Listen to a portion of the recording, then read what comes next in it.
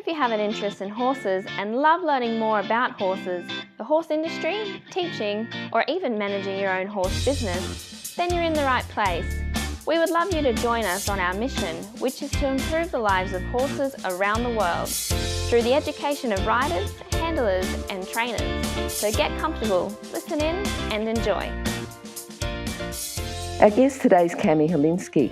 Camie received her PhD in animal science with an emphasis in equine behaviour and welfare. Her MS was also in animal science with an emphasis on equine nutrition and exercise physiology. She worked at Michigan State University for 25 years as coordinator of the 2-year-old horse management program, and in 2016, in August, she began teaching and advising at the University of Kentucky in the Equine Science and Management program. Her applied research interests have revolved around equine behaviour, welfare, horse-human interaction, and working equids in developing regions of the world. She's been actively involved with the International Society of Equitation Science as a council member and currently serves as a senior vice president. She served as the scientific chair for the NFACC, Canadian Equine Welfare Code Committee, and has travelled to Brazil, Mexico, Honduras, Egypt, and Mali in support of her outreach research with working equids. Dr. Heleski grew up on a horse farm where she and her family raised, trained, and showed horses. She enjoys riding her Arabian gelding, MSU Ducati, in the discipline of dressage. How are you today, Camie? That was a bit of a mouthful. I'm doing very well, thank you. Wonderful. Now, Camie, you've heard one or two of our other interviews. Have you got a favourite quote for us? I used to keep a board with lots of quotes, but I think my favourite quote is, "No one cares how much you know until they know how much you care," and that was said by Theodore Roosevelt. Okay, now, with this quote, when did you hear that one, or how has it affected you?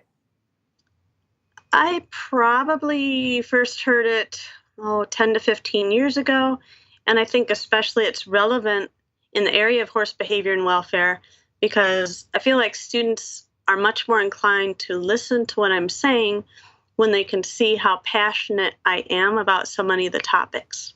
Good. And then do you say that to your students or you just show by example? It depends a lot on the situation. Quite often that quote is hanging up in my office. So anytime they're in my office for an advising appointment, that would be one of the quotes they would see. But I certainly hope they would see me leading by example as well. We know that you grew up on a horse farm and you and your family raised, trained and showed horses. Can you tell us a bit more about your first memory? You know, if you think back through your memory, what was the first time you thought, oh, right, that's a horse? Or, you know, I'm sure you would have had some very early memories there. I'm going to guess I was probably around 3 when I have actual memories that I, can really pull out and think about.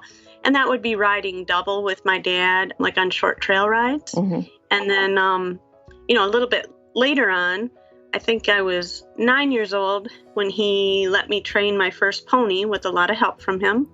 And then 12 years old when I got to train my first horse, again with a lot of help from him. How did you feel when you were allowed to have your first pony to train? I mean, in some ways it didn't feel unusual at all. My dad had involved myself and my sisters with everything going on at the horse farm from the time we were really, really young in terms of going out, sweeping aisles and feeding hay to the horses. So I didn't realize at the time how unusual it was for a 9-year-old to be training a pony. Okay. And good that you had your father there to keep an eye on you because a lot of 9-year-olds wouldn't be in the position where they should be training a pony. Yeah, that is absolutely true. And then going from that, and you said that you had always had the horses. Did you always plan to work with horses, or was it a decision that you thought, I'm going to work with horses? How did that work out? I mean, I was definitely that horse crazy kid that had horse statues everywhere and drew horse pictures on every notebook in school. Starting at age 7, I was assuming that I would be an equine veterinarian. And I pretty much hung on to that thought till I was about age 19. And that was when I first started to question whether I actually wanted to be a veterinarian or not. And so then my academic advisor kind of steered me toward the direction of academia. Mm-hmm. Mm-hmm. All right. And good that you've done all the research within horses rather than a lot of other areas that you could have done. Yeah, I've been very blessed to get to stay in my area of passion, the horses, and turn it into my career. Yeah, yeah. What do you think if someone wants to work with the horses? What do you think the core skills are and the character traits they should have just to get started? In a way, I feel sort of lame answering this because it's skills that we need pretty much for any job that we want to be good at. The whole idea of grit and resiliency, work ethic, dependability, showing up to work with enthusiasm. Those are going to make you successful at everything, and horses are no different. Yeah, yeah. Okay, what would you say? Do you have any time where you talk to the students that you're teaching about going forward working in the horse industry? Is that the sort of thing that you tell them? Absolutely. I have a equine career awareness class that I teach each semester, and I had a similar class when I was at Michigan State, and we always spend pretty much one whole session talking about the pros and the cons of working in the horse industry. Yeah. So they hear a lot of this over and over and over, and in some regards, I probably try to talk them out of the horse industry and then assume if they still want to stay in it, they might be one of the really, really awesome ones.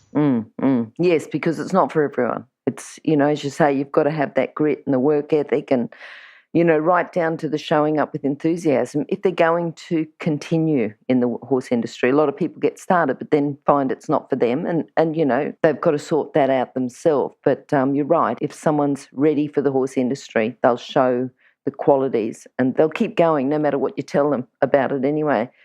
Yeah. Right. Yeah. What do you think's the best thing about working in the horse industry?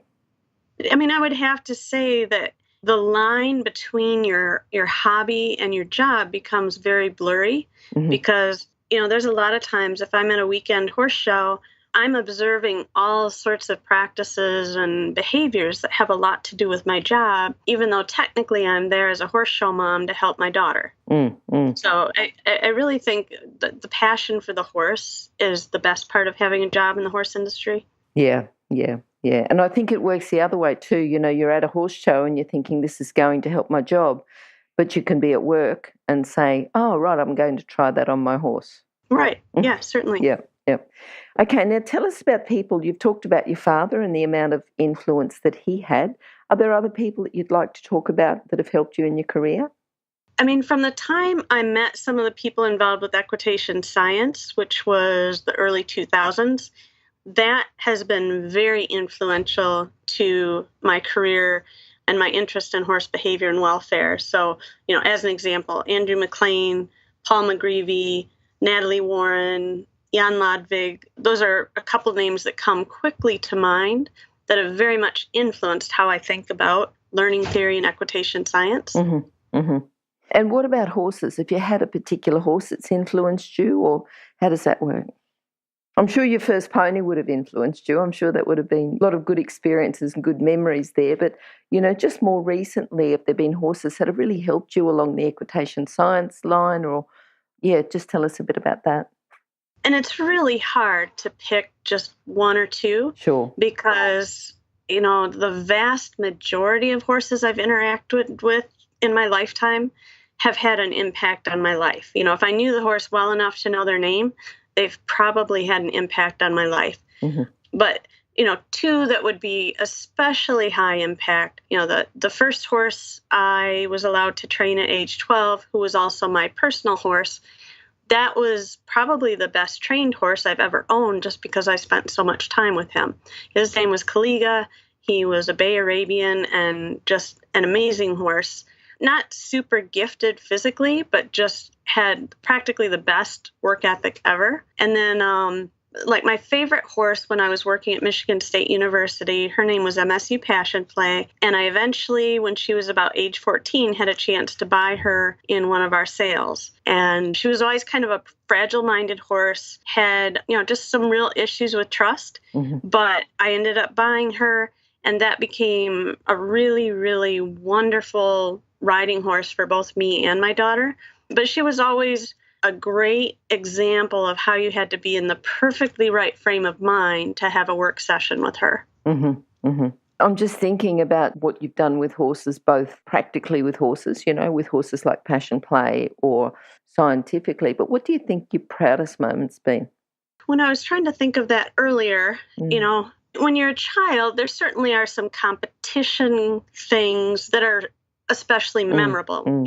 Winning a high point at a competition or winning a particular over fences event. But, I was very proud that horse that I had, Caliga.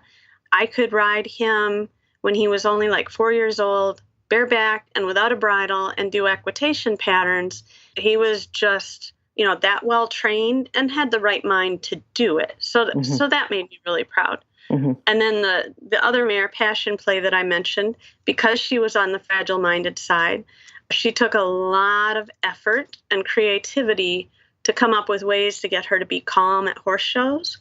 So when we finally got her able to qualify for Arabian Sport Horse Nationals, that was something both my daughter and I were very proud of. Okay, good. Thinking about, all the time you've had with horses, do you remember a time where you've had a big challenge, and not necessarily with the horses themselves, but, just with the industry and to get to where you are now? And tell me about a challenge that you might have had and how you've overcome it. There's a few different ways to answer that. Certainly when I was working on my PhD, I also had 2 young children at the time, had a busy husband with his own life. That was a really hard time to fit in horse activities. And I was also trying really hard to get my PhD done during that time slot. So that was certainly a challenge to try to figure out a way to have quality interactions with horses during that. And I think everybody that's worked with horses very long ends up with those horses along the way that they challenge you to think outside the box, think outside the paradigm of what you're used to thinking about horses. So I would say those horses come along every few years to try to just think of something new. I was just going to say, the ones that think outside the box, though, they're also the ones that you learn from, aren't they? Oh, absolutely. Yeah. Well, learn more from, I should say, not just learn from. You can learn from all, but, yeah, if you've got to do something a bit different, yeah. Yeah. I mean, you always need to be adding different ways of thinking because what works great with one horse just might not work quite as well with the next horse. Yep. All right. Now, tell us about a common fault that you might see. You go to a few shows with your daughter, problems that you might see, and how can we correct them, or faults, not necessarily problems, but challenges people might have with their horses or things that they're doing that they could learn from and do a little bit different. So when I go to horse shows, whether it's small-scale schooling shows, whether it is equestrian team shows, whether it's large-scale shows at the breed circuits, I often am troubled by things I see in the warm-up pen. So, and it doesn't matter if we're looking at Western horses, hunt seat horses, dressage horses. I don't think I have yet to see a sub-discipline of the horse industry where I don't see some horse welfare issues. But, I might be trying to be there just totally in the moment of my daughter and I showing, but I can't help but see the horse that's having his face jerked on, or I can't help but see the horse that's getting, really, really spurred hard to the point where you might eventually see a few drips of blood.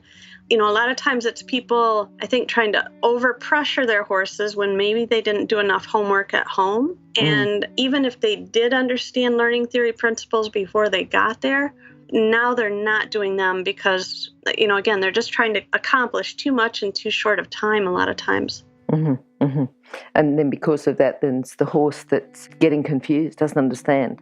Yeah, confused or frustrated or sometimes almost get sort of a learned helplessness look. And these horses are just so amazingly kind and forgiving, if you will. It's very troubling to see them not treated fairly. Yep.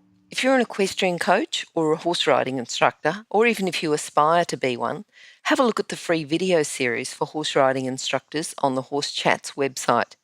Go there now, have a look, horsechats.com. All right, now the other thing I'd like to talk to you about is you've done some work in the developing regions of the world. Have you got some insights there that you'd like to talk about?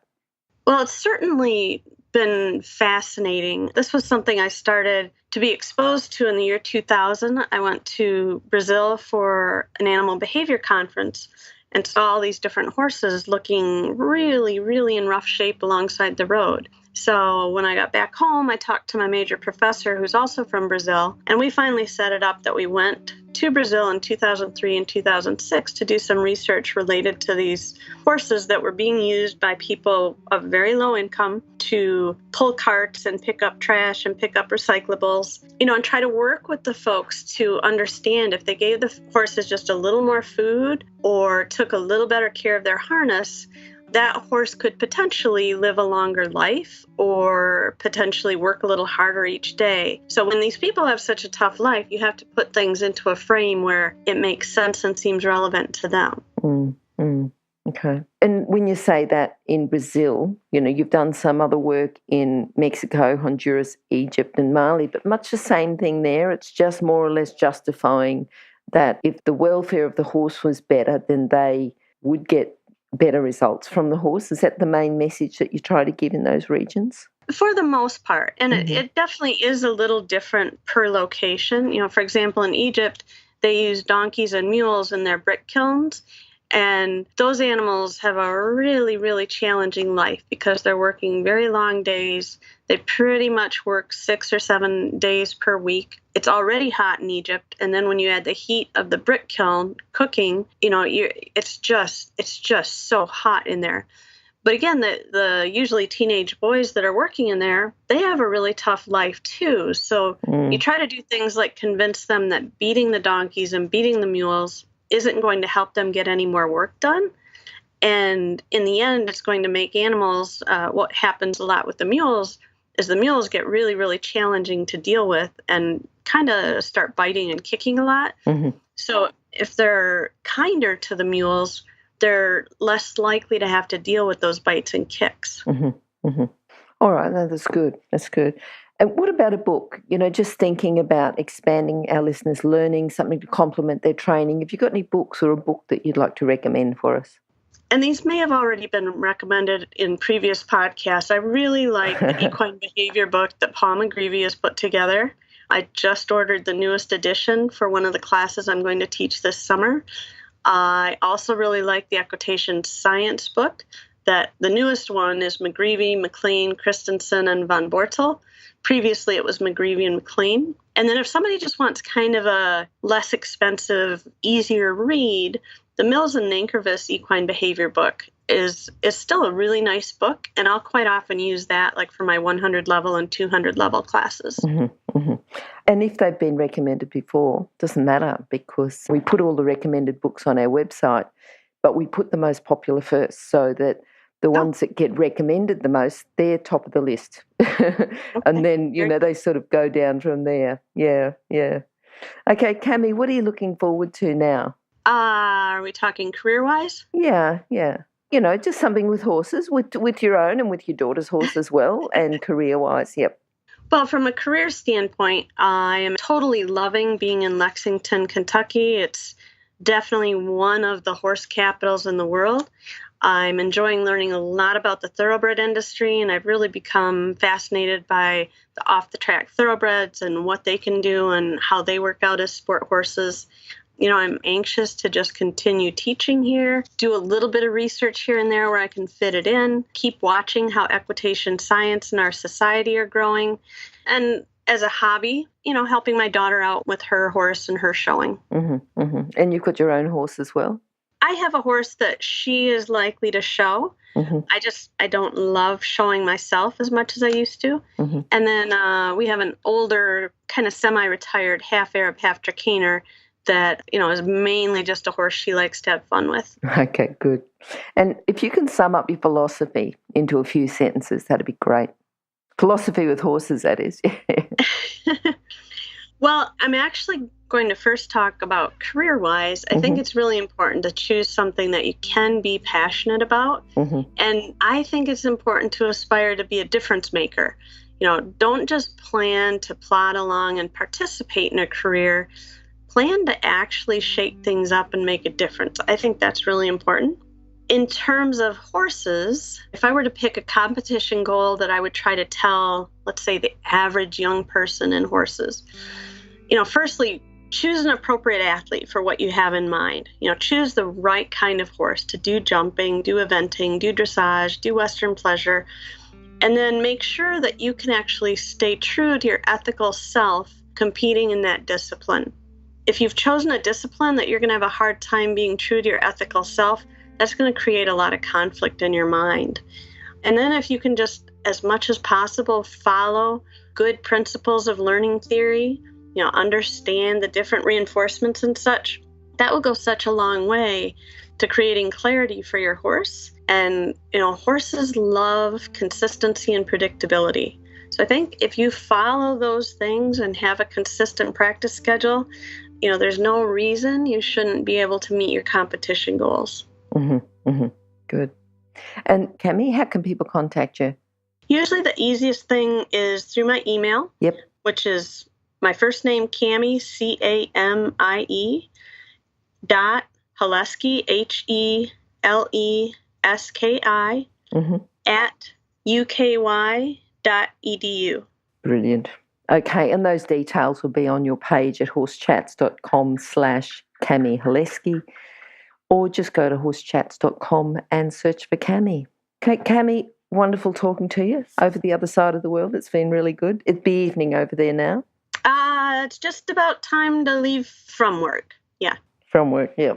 All right. Well, look, it's been great talking to you. I've certainly enjoyed talking to you. I've liked that we've been able to bring in just a little bit of an insight from developing regions, but going through and talking and confirming some things, equine science. And I think, there's been a lot of changes within equine science. And I think through that, we've got a lot more realisation of the world from the horse's point of view. How the horse is thinking and why we would do certain things and certain behaviour, and just having a bit more depth of understanding about the world from the horse's point of view. So thank you very much for talking to us today. You're very welcome. Okay, I'll talk to you later. Bye. All right, bye-bye. Oh, wait, before you go, if you're an equestrian coach or a horse riding instructor, or even if you aspire to be one, have a look at the free video series for horse riding instructors on the Horse Chats website. Go there now, have a look, horsechats.com. Remember that our comments and instructions are general in nature and do not take into consideration your individual horses or your individual ability and circumstances. If you enjoyed this podcast, then please leave your comment below.